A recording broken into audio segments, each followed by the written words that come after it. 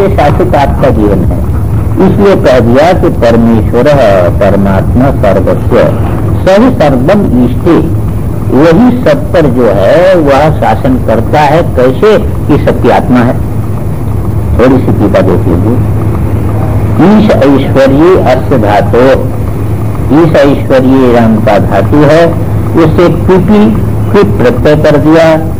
कृत प्रत्यय करने पीपी और कृत का सर्वपहारी लोप हो जाता है। क का लोप हो जाता है लसत को तद्धिते से है?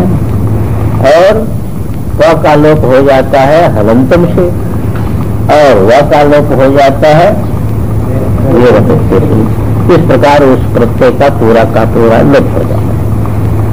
इसलिए कहा कृत लुप्त से कृत प्रत्यय करने पर उसका लोप हो जाने से कृदंत हो गया।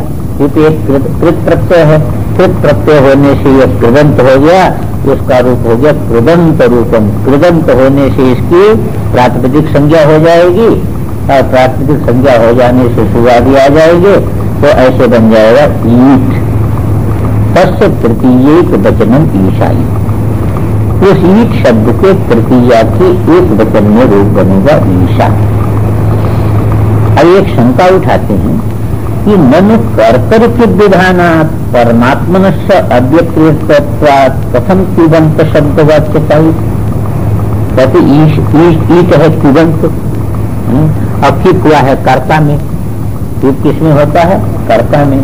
और तुम्हारा परमात्मा है अक्री, तुम्हारा परमात्मा है अक्री। तो अक्री है और इस शब्द से प्रत्यय हुआ है कर्ता, तो कर्ता बन नहीं सकता है। तो अविक्रिय आत्मा में ईट शब्द का प्रयोग कैसे हो सकता है? ये एक शंका पक्षी का कहना है। शंका को देखिए, मनु कर्तृत्व विधानात्, कर्ता में प्रत्यय होने से, और परमात्मनस्य अविक्रियत्वात्, परमात्मा अविक्रिय होने से कथम कुदंत शब्द वाच्यता, परमात्मा में कुदंत शब्द का जो है प्रयोग कैसे होगा? ये शंका है। तत्राह, तब भाष्यकार भगवान ने कहा यारी ईशिता परमेश्वर सर्वस्व। उसका आनंद गिरी लिखे मायोपाधि ईशन कर्तृत्व संभवात। यही शुद्ध परब्रह्म परमात्मा जब माया रूपी उपाधि से हम उसको पसंद करते हैं, तो मायोपाधि वाला जो परमात्मा है उसमें कर्तृत्व संभव है।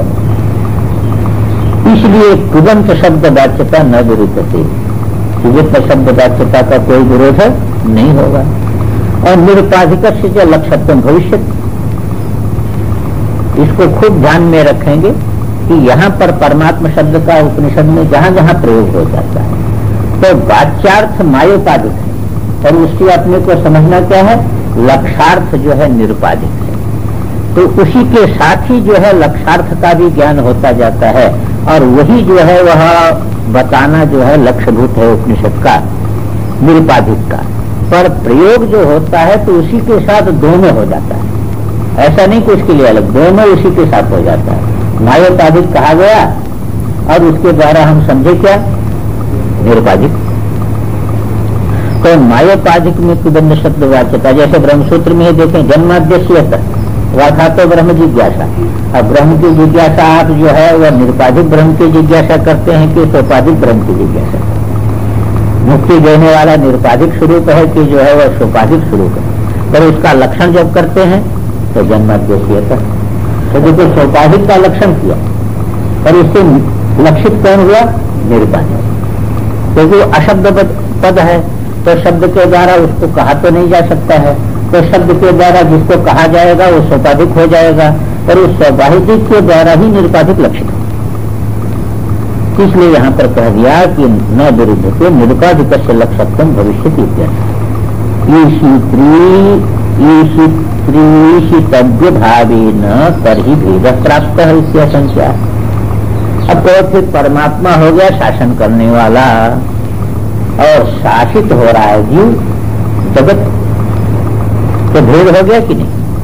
आप तो अभेद बताना चाहते हैं, भेद हो गया।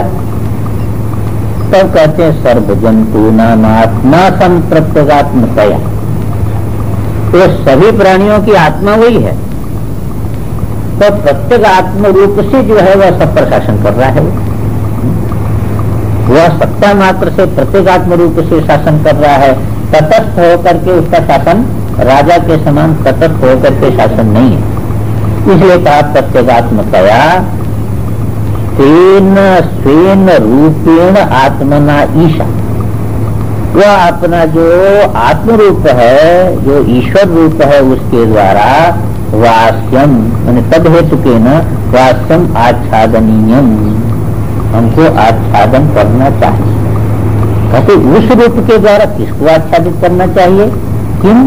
कहते इदम सर्वम, ये सारा का सारा जगत, यत किंच यत किंचित जगत्याम पृथिव्याम जगत, जो कुछ भी इस पृथ्वी में जगत नाम रूपात्मक दिखाई देता है, तत् सर्वम, वो सारा का सारा भेद स्वेन आत्मना ईशेन प्रत्येगात्मतया अहमेव इदम सर्वम है। अपने जो है प्रत्येगात्म जो ईश्वर रूप है उसके द्वारा आच्छादित कैसे करेंगे? आच्छादित करने का स्वरूप ये होगा, अपने को भी आप चैतन्य रूप देखेंगे और उस चैतन्य से पृथक चैतन्य सत्ता पर ही सारा का सारा जगत भाषित हो रहा है। तो ये सारा का सारा मैं ही हूं। जैसे पर्दा कहे कि जितना चित्र भाषित हो, दर्पण कहे कि जितना इसमें प्रतिबिंब भाषित हो रहा है तो मैं ही हूं। और ये भी कह सकता है मुझ में कोई प्रतिबिंब नहीं है, क्योंकि मुझसे अतिरिक्त कोई प्रतिबिंब की सत्ता है ही। तो इसी को भाष्यकार भगवान ने कह दिया, आत्मना ईशेन प्रत्येगात्मतया अहमेव इदम सर्वम, मैं ही सर्वरूप हूं। इस प्रकार आच्छादन करो। परमार्थ सत्य स्वरूपेण, कहते ऐसे कैसे आच्छादन करेंगे? क्या कोई कपड़ा के समान ढकना पड़ेगा इसको, जगत को? कहते परमार्थ सत्य स्वरूपेण अनृतम इदम सर्वम चराचरम आच्छादनीयम स्वेन परमात्मना। कहते परमार्थ जो सत्य स्वरूप अपना है वही है अधिष्ठान ये अनृत जगत का। तो अनृतम इदम सर्वम चराचरम, अमृत नहीं अनृतम, अनृतम इदम सर्वम चराचरम, ये चराचर जो है कल्पित जो चराचर है वो आच्छादनीयम माने बाधनीय, इसको बाधित करें। यह दिखता है पर है नहीं, पर्दा से अतिरिक्त जो है, आत्मदर्पण से अतिरिक्त यह है ही नहीं। ऐसा जो है स्वेन परमात्मना, अपने परमात्म रूप के द्वारा यानी परमार्थ सत्य स्वरूप के द्वारा अनंत जगत जो है आच्छादनीय है माने बाधनीय है, इसको बाधित कर देना। कहते कैसे बाधित करना, बात समझ में नहीं आती है। कहते जैसे देखो चंदन की लकड़ी, तो चंदन की लकड़ी है, उस चंदन की लकड़ी को हमने कीचड़ में गाड़ दिया, तो कुछ काल के बाद जो है कीचड़ से ऊपर वो सड़न आ गई, तो सड़न आ गई तो दुर्गंधी मालूम होती है। तो वो चंदन का स्वभाव क्या है? सुगंधी। तो चंदन का स्वभाव है सुगंधी और वह हो गया आच्छादित। किसे आच्छादित हुआ? तो कीचड़ संबंध से आच्छादित के समान हो गया, क्योंकि वो सुगंधी तो वैसे के वैसे है ही है, सुगंधी तो वैसे की वैसे है ही है उसमें, पर वह आच्छादित हो गया माने उसका ज्ञान नहीं हो रहा है। अब हम लोग क्या करते हैं, कभी अतर लगा देते हैं, कभी कुछ लगा देते हैं, तो उससे कितनी देर सुगंधी रहेगी? यदि नित्य सुगंधी प्राप्त करनी है तो क्या करना पड़ेगा? उस जो है कीचड़ को रगड़ करके धो करके सड़न निकाल, तो ले नहीं आनी पड़ेगी, सुगंधी ले नहीं आनी पड़ेगी। सुगंधी तो वही है जहाँ दुर्गंधी मालूम हो रही है। ज्यादा दिन पड़ी है तो नहीं, सुगंधी चंदन की नहीं समाप्त होती कभी। चंदन है ना, तो कीचड़ भाग जितना रहेगा उतने दुर्गंधी मालूम होगी। उसको रगड़ करके घर्षण करके निकाल दीजिए, तो अंदर की जो उसकी सुगंधी है वह सुगंधी है। और इस चंदन के लकड़ी में भले भी हो भी जाए पर यहाँ तो जो है वह आप चंदन के समान विकारी नहीं का दृष्टांत तो हमारे पास यही है। पर चंदन में जो देखा जाता है जिसका स्वरूपगत जो स्वभाव होता है वो जब तक वो रहेगा तब तक सुगंधित, तो ये प्रकट करना। इसी प्रकार एक आत्म तत्व है, ये जगत का नाम रूपात्मक संग से वो ढका हुआ मालूम हो रहा है, उसका स्वभाव नहीं प्रकट हो रहा है। मैं चैतन्य हूँ, मैं नित्य शुद्ध बुद्ध मुक्त स्वभाव हूँ, अकर्ता हूँ, अभोक्ता हूँ, ये प्रकट नहीं हो रहा है। ये प्रकट नहीं हो रहा क्यों? इसके साथ जो है वह अध्यास हो जाने के कारण। अब जो परमात्मा तत्व से जो है अपने वास्तविक स्वरूप से इसको ढकना है तो क्या करना पड़ेगा? इसको हटाना पड़ेगा, तो अपना स्वभाव अपने आप प्रकट हो जाएगा। थोड़ी टीका कर दें तब इसको भाष्य पढ़ेंगे। टीका है, यथा आदर्शादिषु प्रतिबिंबानाम आत्मा संबिंब भूतो देवदत्ता ईशिता भवति, तथा कल्पित भेदेन ईशितव्य भाव संभवात् न वास्तव भेद अनुमानम संभवति। एक पक्षी ने शंका किया था कि यहाँ पर जब शासन करने वाला हो गया ईश्वर और शास्य हो गया जी, तब तो भेद हो गया। तो कहते नहीं, भेद नहीं होगा। कैसे नहीं होगा? कि जैसे आदर्श में कोई दर्पण में प्रतिबिंब पड़ रहा है, देवदत्त यहाँ खड़ा है, आप खड़े हैं, आपका प्रतिबिंब पड़ रहा है उसमें, तो प्रतिबिंबाना, आजकल दर्पण आप देखे हैं ना, कई प्रतिबिंब दिखाई देते हैं। ऐसे दो दर्पण लगा लेते हैं, लाइन की लाइन इधर दिखाई दे रही है, लाइन की लाइन इधर दिखाई दे रही है, और कर दे तो लाइन की लाइन ऊपर भी दिखाई देगी। तो इतने प्रतिबिंब किसके हैं? आपके हैं। और आप यदि अंगुली उठा दिए तो सभी प्रतिबिंबों में अंगुली उठ जाएगी। आप सभी प्रतिबिंबों का शासन कर रहे हैं, पर सभी प्रतिबिंबों का शासन करने पर भी भेद कहाँ हुआ? तो प्रतिबिंब जो है वो आपसे भिन्न,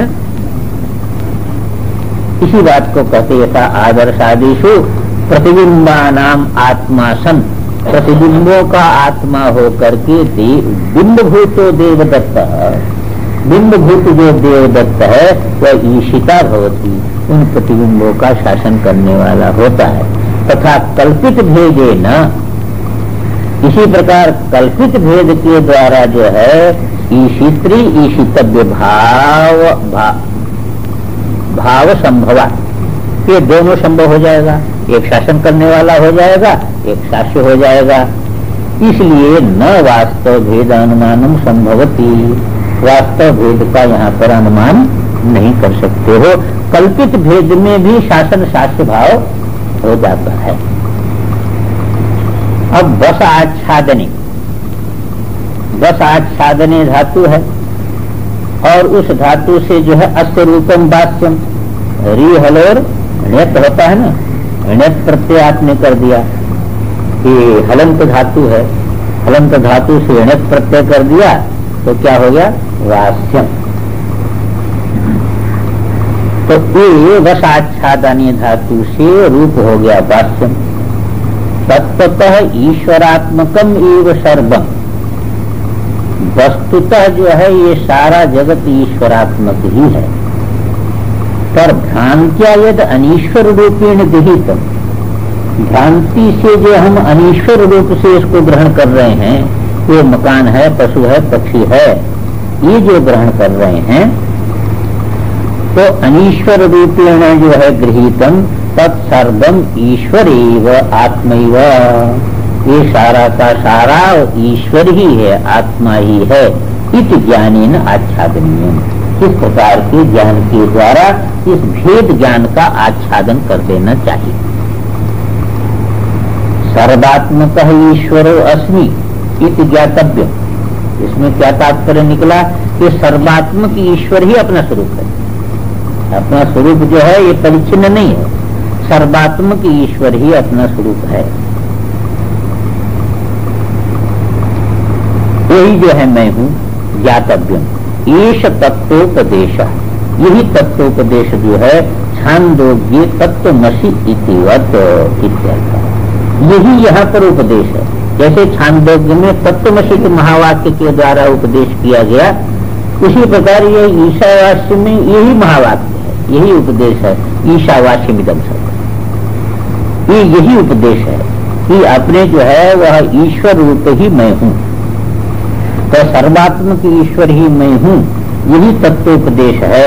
जैसे छांदोग्य में तत्वमसि के द्वारा तत्वोपदेश किया गया इत्यादि। ब्रह्मैव सर्वम आत्मैव सत्प्रकाश, ब्रह्मैव सर्वम आत्मैव सत्प्रकाश विशेषतः हीयोपादेय भायोयं न सन स्वप्नवदीर्यते। ये कहाँ का है, किसी ने लिखा है? ब्रह्मैव सर्वम, ये सारा का सारा ब्रह्म ही, आत्मैव सर्वम, ये सारा का सारा आत्मा ही है। सत्प्रकाश विशेषतः, क्योंकि सबको सत्ता एक ही जगह से मिल रही है और सबको प्रकाश भी एक ही जगह से मिल रही है। तो सत प्रकाश, सत और प्रकाश की विशेषता से जो है यह सत्ता प्रकाश रूप सारा का सारा जगत ब्रह्म ही है, आत्मा ही है। इसलिए इसमें हीयोपादेय भावोयम न सन, सत में जो है हीयोपादेय भाव नहीं है, क्योंकि आत्मरूप है। आत्मरूप होने के कारण इसमें हीयोपादेय भाव है नहीं। स्वप्नवत, जैसे स्वप्न का पदार्थ आत्मरूप होने से अब क्या जगने पर क्या हटाओगे, क्या जो है वह ग्रहण करोगे उसमें, ये उपाय दो, क्योंकि आप जान लेते मन ही है और कुछ नहीं है। उत्तम च, इसी बात को जो है दूसरी जगह कहा है, न बंधोस्ति न मोक्षोस्ति न विकल्पोस्ति तत्वतः नित्य प्रकाशैवास्ति विश्वाकारो महेश्वर। तो महेश्वर जो अपना महेश्वर स्वरूप है, जो अपना महेश्वर शिव स्वरूप है, उसमें न तो बंधन है, उसमें बंधन भी नहीं है, और न मोक्ष। जब बंधन नहीं है तो मोक्ष कहां से? स्वप्न में यदि आप किसी बंधन में आवे तो मोक्ष भी कहा जाए, यदि बंधने नहीं है तो मोक्ष कहां से? जैसे बहुत बार जो है कोई चीज गले में है, भूल जाती, आप खूब खोजते हैं, क्योंकि किसी समय निकाल के रखते थे तो आपको वही ध्यान आ जाता है, निकाल के रखा, और बाद में पाना वो भूल जाता है। तो जब खोजे तो बहुत खोजते खोजते खोजते खोजते तब किसी ने कहा अरे देखो, तो देखा गले में है। तब आप बताओ कि वह चीज मिली आपको? तो पहले मिली, वो गायब भी नहीं हुई और मिली भी नहीं, पर व्यवहार हो जाता है कि मिली। एक बार हमको बार बार ध्यान आ जाता है, वहां पर ये नारायणानंद जी के यहाँ था दुनिया में, छांदोग्य का विचार चलता था या तैतरीय का, तो बड़ी शांत एकांत जगह थी, सवेरे में देखता था तो तन्मय हो जाता था चित्त से। देखते समय ये दूध ले आए तो मैंने चश्मा उतार दिया, और चश्मा उतार करके दूध लिया तो दूध गर्म था, तो उसको रख दिया और रख करके जो है वो चश्मा लगा दिया, फिर देखने लगा तुरंत। देखते देखते देर हो गई, जब ध्यान गया दूध पर तो दूध उठाया, ठंडा हो गया था, पी लिया, और पी करके रख दिया। अब वो ध्यान आ गया जो चश्मा उतारा था पहले दूध पीने के लिए, अब मैं चश्मा खोजने लगा तो कल चश्मे नहीं मिला, बहुत देर तक परेशान हो गया। तो चश्मा आंख पर है तो कहाँ से मिले? तो कहने का तात्पर्य है कि ऐसा हो जाता है। इसलिए कह दिया कि न वो महेश्वर स्वरूप में न तो बंध है, न मोक्ष है, न कोई विकल्प है तत्व का। वो तो नित्य प्रकाश ही वास्तविक विश्वाकारो महेश्वर है, तो नित्य प्रकाश रूप वही विश्व रूप के आकार में प्रतीत हो रहा है।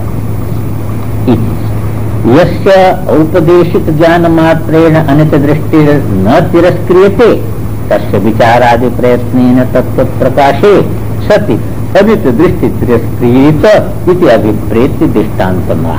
अब दृष्टांत भाष्यकार भगवान यहाँ पर इसलिए देते हैं कि एक बार आपको कह दिया, पर कई बार सुनने पर भी हम लोगों की जगत दृष्टि दूर नहीं होती है। नहीं तो शुद्ध चित्त में तो एक बार सुनने से हो जाना चाहिए, एक बार जब जग जाए तो फिर थोड़ा भूल होती है।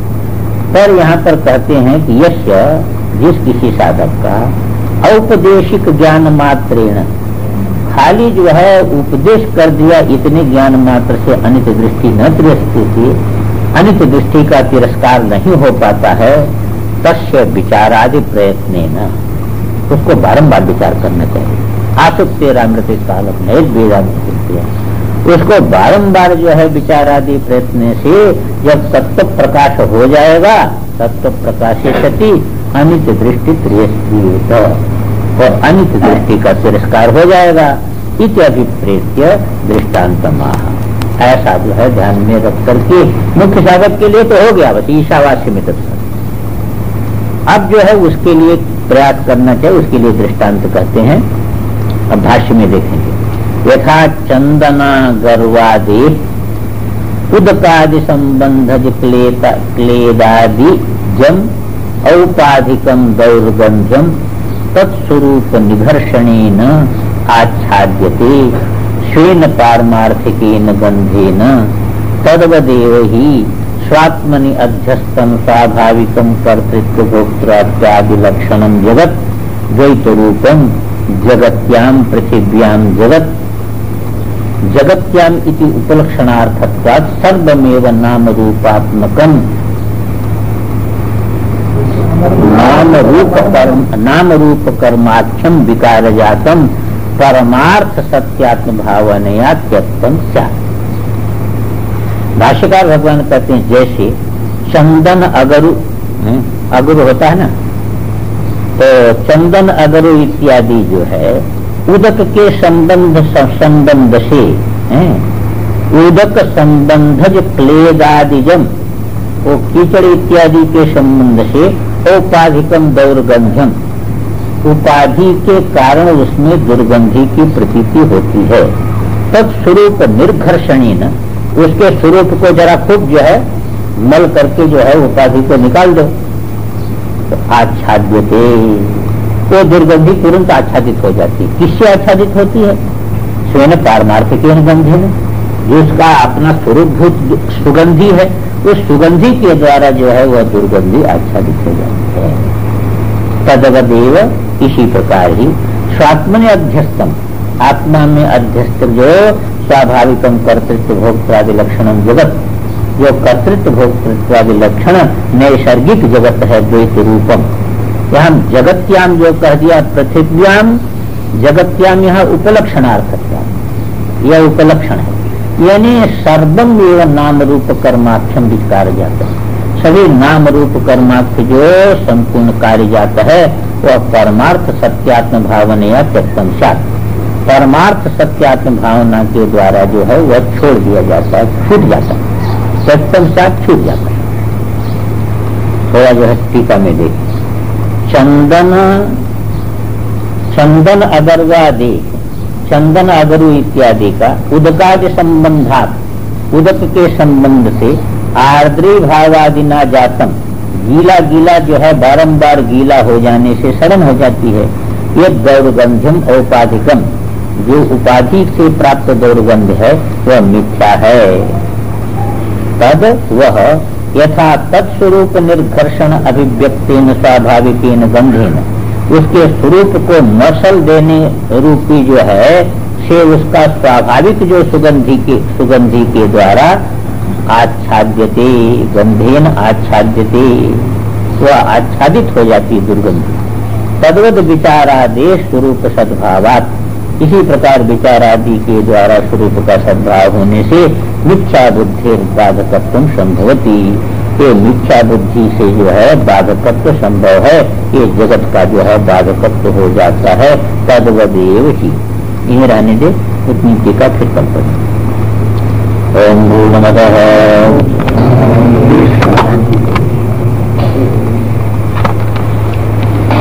विचार ईशावास्योपनिषद के प्रथम मंत्र का चल रहा है। इसमें भाष्य में ये हो गया था कि तद्वदेव स्वात्मनि अध्यस्थम स्वाभाविकम कर्तृत्व भोक्तृत्वादि लक्षणम जगत द्वैत रूपम जगत्याम पृथिव्याम जगत्यामिति उपलक्षणार्थत्वात् सर्वमेव नाम रूप कर्माक्षम विकार जातम परमार्थ सत्यात्म भावनया त्यक्तम स्यात्।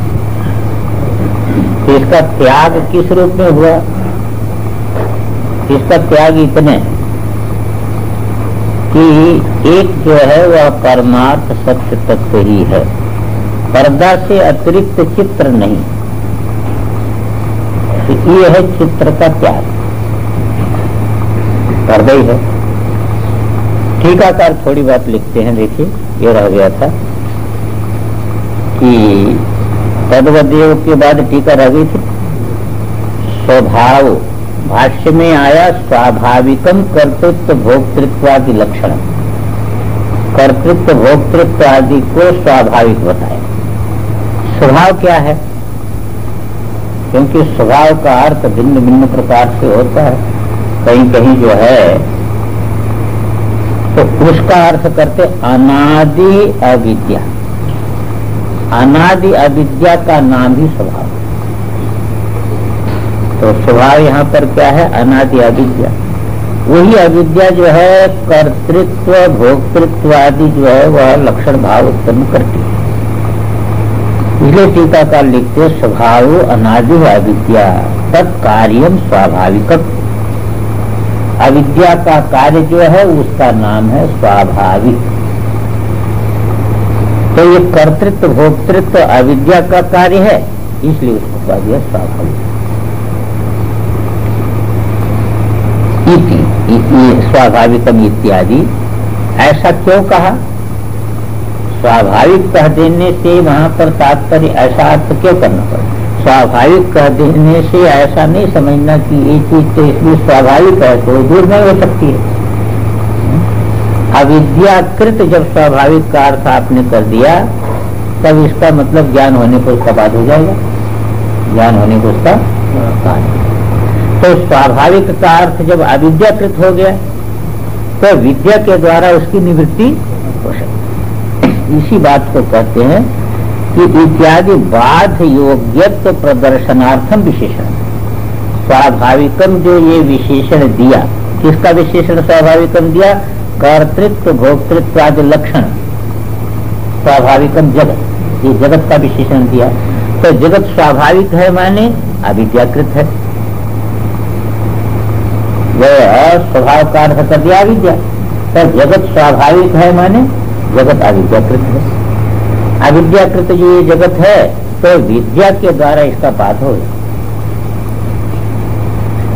तो बहुत चीजें जो है वह स्वाभाविक प्रयोग ऐसे होता है, तो वहां पर भी इसी प्रकार का अर्थ है। जैसे दर्पण में प्रतिबिंब ग्राह्यता स्वाभाविक है, तो वो स्वाभाविक जो है वो तो स्वाभाविक है, ग्राह्यता तो स्वाभाविक है। तो स्वाभाविक के कारण जो है वह स्वभाव, उसका स्वभाव ऐसा है, तो उसमें जो प्रतीत होने वाला जो प्रतिबिंब है वह वस्तुतः उसमें बाधित है नहीं। तो इसी प्रकार यहाँ पर समझना कि जगत जो है वो स्वाभाविक कह देने का तात्पर्य हुआ कि विद्या के द्वारा जो है वह बाधित हो जाता है।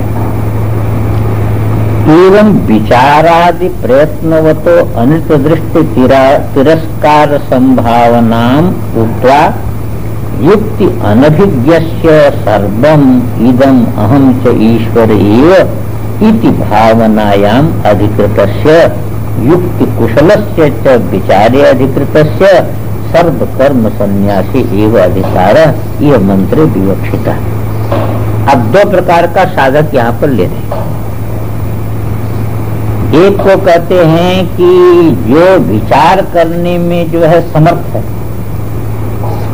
विचार करता है, बारंबार जो है विचार करता है, मनन करता है, तो विचार करने में जो समर्थ है, तो विचारादि प्रयत्नवत, विचारादि प्रयत्न में लगा हुआ है, संशय निवृत्ति में लगा हुआ है, मनन में लगा हुआ है, विचार में लगा हुआ है, यही प्रयत्न है। आसुक्तेरामृते कालम नए वेदांत चिंतया, ये जो है वह इस प्रकार का है प्रयत्न। इस प्रकार के प्रयत्न में जो लगा है वह क्या करे? अनित दृष्टि तिरस्कार संभावना। वह धीरे धीरे विचार करते करते उसकी अनित दृष्टि का तिरस्कार हो जाएगा, अनित दृष्टि का तिरस्कार, अनित दृष्टि बाधित हो जाएगी। जब उसके अंदर निश्चय हो जाएगा तो अनित दृष्टि बाधित हो जाएगी।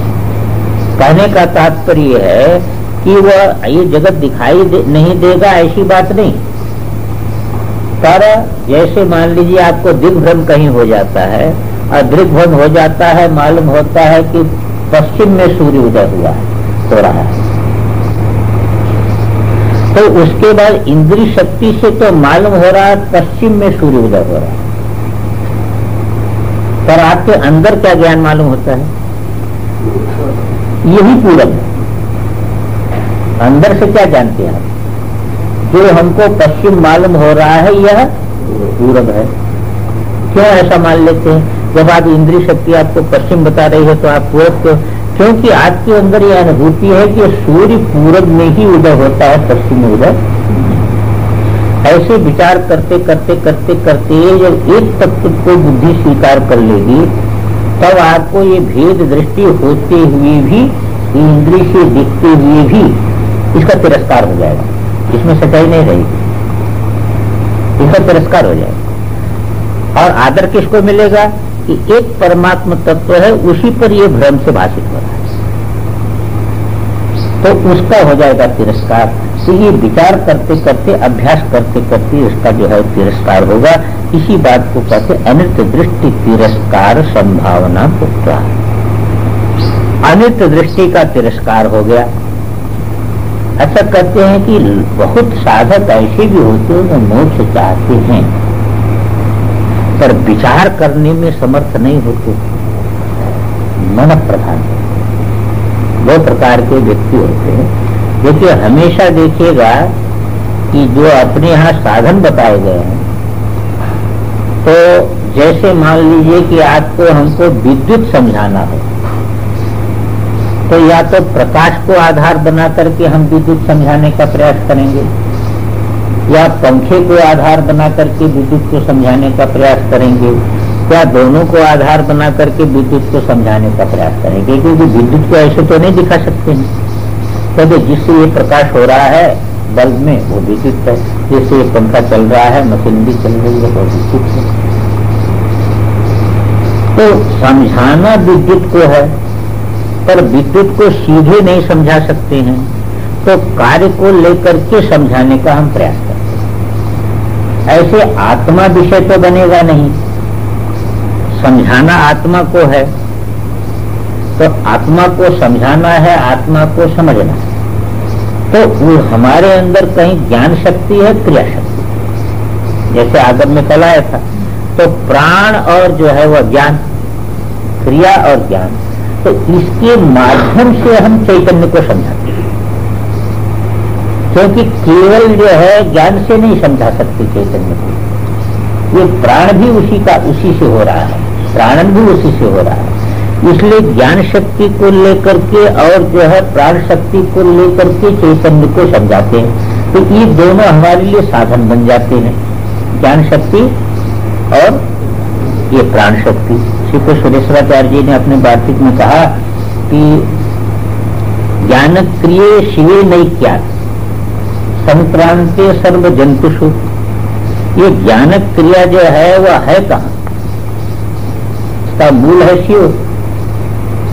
शिव में होकर के, जैसे प्रकाश और ये गति विद्युत में होकर के यहाँ अभिव्यक्त हो रही है, ऐसे ज्ञान क्रिया शिव में होकर के जो है ये जीव में अभिव्यक्त हो रही है। तो जब अभिव्यक्त हो रही है तो शिवत्वम के न बाध्यते। ऐसे जहाँ जिसकी शक्ति अभिव्यक्त हो रही वहां वो है, तो शिवत्व का वारण कौन कर सकता है? शिव है ही, तभी उसकी शक्ति दिख रही। शिव नहीं हो तो शक्ति नहीं दिख सकती। इसलिए शिवत्व का वारण, जीव के शिवत्व का वारण कोई नहीं कर सकता है।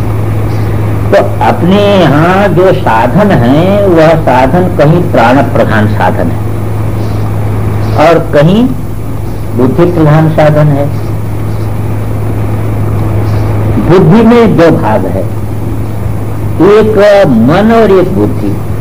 तो कहीं विचार प्रधान साधन है, कहीं भाव प्रधान साधन है। ये मन जो है उसमें भाव प्रधानता है और बुद्धि में विचार प्रधानता है। तो कहीं विचार प्रधान साधन है, कहीं भाव प्रधान साधन है, और कहीं प्राण को विचार के साथ मिला लेते हैं, प्राण को भाव के साथ मिला लेते हैं। इसी में घूम घाम करके आपको जितना साधन मिलेगा सब इसी प्रकार का साधन मिलेगा। और भाव प्रधान साधक ज्यादा होते हैं, इसीलिए आप देखेंगे कहीं कहीं कथा में, हमने कथा में अनुभव किया कि जैसे रामायण की कथा राम किंकर की है तो वह बुद्धि प्रधान है, वो कथा कैसी है, बुद्धि प्रधान है। और मुरारी बापू की जो रामायण की कथा है वह भाव प्रधान है, ये भाव बनाते हैं, भाव का वातावरण, संगीत आदि के माध्यम से भाव का वातावरण बनाते हैं। पर जितने लोग वहां एकत्रित होते हैं उतने यहाँ नहीं एकत्रित होते। तो बुद्धि प्रधान को लगता है क्यों जाते हैं वहां, और क्यों जाते इसलिए जाते हैं कि एक भाव प्रधान व्यक्ति ज्यादा है और भाव का वातावरण बनता है, वहां पर भाव का वातावरण बनता है, वो खींच लेता है। यहाँ पर इसी बात को थोड़ा संकेत कर रहे हैं कि जो भाव प्रधान है वो विचार कैसे करेंगे, कहते भाव प्रधान जो हैं उनको भाव रूप साधन है। कैसे है विचार, ये पहले तो कह दिया ना, विचारादि प्रयत्नवतो अनृत दृष्टि तिरस्कार संभावना मुक्त युक्ति अनभिज्ञ, जो युक्ति से अभिज्ञ नहीं है, युक्ति नहीं जानता है, तो वो भाव बनाएगा सर्वमिदम अहम च ईश्वर एव, ये सारा का सारा ईश्वर है और मैं भी ईश्वर ही हूँ, ऐसी भावना करेगा। राम सिय मैं सब जग जानी, ऐसी भावना करेगा। क्योंकि विचार से तो ज्ञान होता है, बुद्धि में निर्णय होगा, और भावना में कोई जरूरत नहीं है। ये सालग्राम है, ये विष्णु है, अब उसमें कोई तर्क का काम नहीं है कि ये पत्थर कैसे विष्णु होगा या क्या प्रक्रिया, ये कोई प्रक्रिया से मतलब नहीं है, ये विष्णु ऐसी भावना है।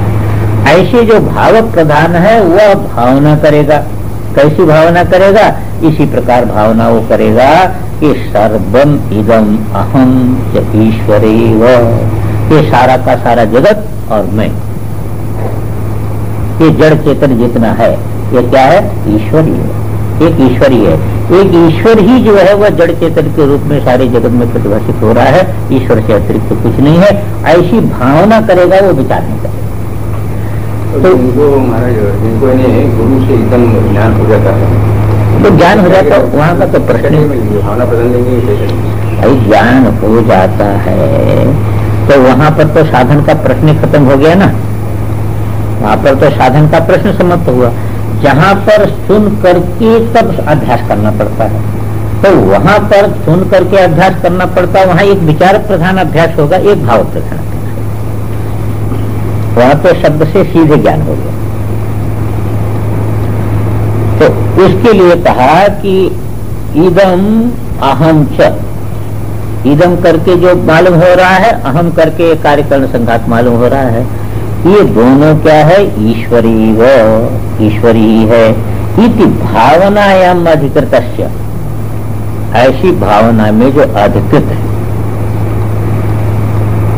तो अधिकृतस्य, अब इसको कहते युक्त, अब दोनों को एक साथ ले देखिए, युक्ति कुशलस्य च विचारे अधिकृतस्य, युक्ति कुशल जो है वह विचार में अधिकृत है, और युक्ति अनभिज्ञस्य भावनायाम अधिकृत से, ऐसा न कर लेना। युक्ति से में जो अनभिज्ञ है वह भावना में अधिकृत है, अधिकारी है, और युक्ति में जो कुशल है वह विचार में अधिकारी है। लेकिन ये दोनों को सर्वकर्म सन्यासी एवं अधिकार है, ये दोनों का सर्वकर्म संन्यास में अधिकार है। क्यों सर्वकर्म संन्यास में अधिकार है दोनों को, इसलिए सर्वकर्म संन्यास में अधिकार है कि कर्म जो साधन और उसका जो फल साध्य, जो यहाँ से लेकर के वहां तक का जो है ब्रह्मलोक पर्यंत जो साध्य, ये दोनों वासनाओं का उसने परित्याग कर दिया, दोनों संसार का परित्याग कर दिया, विरक्त हो गया है। तो उसको जब विरक्त हो गया, साध्य साधन से जब विरक्त हो गया है, तो कर्म संन्यास में उसका अधिकार है। तो अधिकार होकर के उसकी यही उपासना, ये उपासना भावना रूप साधना एक की होगी और एक की विचार प्रधान साधना होगी। तो इसको कहा सर्वकर्म संन्यासी अधिकार है, ये मंत्र विवक्षित है, इस मंत्र में विवक्षित है, इसलिए कहिए मागृध, ये मागृध से संन्यास विवक्षित है, मागृध से यहाँ पर संन्यास विवक्षित है। तो इसकी लालच मत कर, बस यही यह, नहीं तो जो है वह जो ये भावना करना या विचार करना में बाधा पड़ेगी। इसलिए जो है इसका अधिकांक्षा छोड़ दे, तो साध्य साधन अधिकांक्षा को छोड़ दिया तो सर्व कर्म संन्यास तो हो गया विवक्षित उसका। तो ये विवक्षित अधिकार है, ये विवक्षित। तेन त्यक्तेन इत्यत्र त्याग परामर्शा, एक हेतु और देते हैं, क्योंकि तेन त्यक्तेन यहाँ त्यक्त शब्द से त्याग का परामर्श भाष्यकार भगवान ने किया है, और संन्यास है त्याग, संन्यास है त्याग। तो तेन त्यक्तेन, तेन त्यागेन, संन्यास रूपेण त्यागेन भुंजीथा, देखिए ऐसा संबंध लगाई। तेन त्यक्तेन भुंजीथा, तो त्यक्तेन का त्यागेन अर्थ किया, त्याग विवक्षित है तो संन्यास विवक्षित हो गया। संन्यास पूर्वक ऐसा अभ्यास करे तो विविदुषु को भी जो है इसके द्वारा विविदुषु का संन्यास हो गया, विविदुषु का संन्यास में अधिकार। ज्ञानी का तो स्वाभाविक है, वो तो अलग चीज हो गई। यह विविदुषु विचार रूपी साधन करेगा अथवा जो है वह भावना रूपी साधन करेगा, उसको भी संन्यास में अधिकार है, क्योंकि वो मोक्ष ही चाहता है, दूसरा कुछ संसार पर नहीं चाहता है। तो सर्वकर्म संन्यासी अधिकार मंत्र विवक्षित तेन त्यक्तेन इत्यत्र त्याग परामर्श। और यही नहीं, दूसरे जगह भी महाभारत इत्यादि में भी ये बात कही गई है, तेजतैव हि तज्ज्ञेयं त्यक्तु प्रत्यक् परम पदम। त्यक्तु त्याग करने वाले का जो प्रत्यगात्मा रूप जो है वह पद है, आत्मस्वरूप है, वह किसको प्राप्त होता है? त्यजता एव, जो अहंता ममता का परित्याग कर देता है, जो संसार का परित्याग कर देता है उसी को प्राप्त होता है। क्योंकि इसमें ये नहीं समझना चाहिए कि इसमें सीधी बात है, इसका गणित सीधा है कि प्रत्यगात्म दर्शन है तो अंतर्मुख होना पड़ेगा। अंतर्मुख होने के लिए बाहर की वासना का परित्याग करना पड़ेगा, तो बाहर की वासना का परित्याग करना पड़ेगा, तो बाहर का फल, बाहर का साधन, ये दोनों का परित्याग। इसलिए कहा कि त्यजतैव हि तज्ज्ञेयं त्यक्तु प्रत्यक् परम पदम इत्यत्रापि उक्तत्वात्। यहाँ भी ये बात कही गई है, महाभारत का है, कहीं लिखते नहीं बोले, हमारे में कहीं लिखते।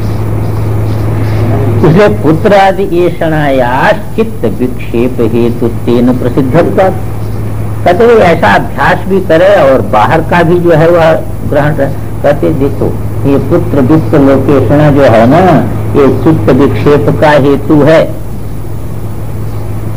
प्रसिद्ध है, ये जगत में प्रसिद्ध है और सबको अनुभूति है कि बाहर के किसी वस्तु की वासना जो है चित्त को बाहर ले जाने में हेतु बनेगी, वह चित्त के विक्षेप का हेतु बनेगी, अंतर्मुखता का हेतु नहीं बनेगी। इसलिए अंतर्मुखता का हेतु नहीं बनेगी तो संन्यास में ही अधिकार है। अब संन्यास जो है वह की विधि क्यों है? क्योंकि जब यज्ञोपवीत आदि संस्कार वैदिक विधि से हमने लिया तो उसके बाद कर्माधिकारी बने, तो शास्त्र से ही उसका परित्याग करना चाहिए, मनमाने उसका परित्याग नहीं करना चाहिए। इसलिए बाह्य विधि भी है, क्योंकि और संन्यास वस्तुतः उसी को भी है। और बाकी तो यदि किसी को जो है वहाँ वैराग्य हो गया तो अपने आप उसका कर्म छूट जाएगा।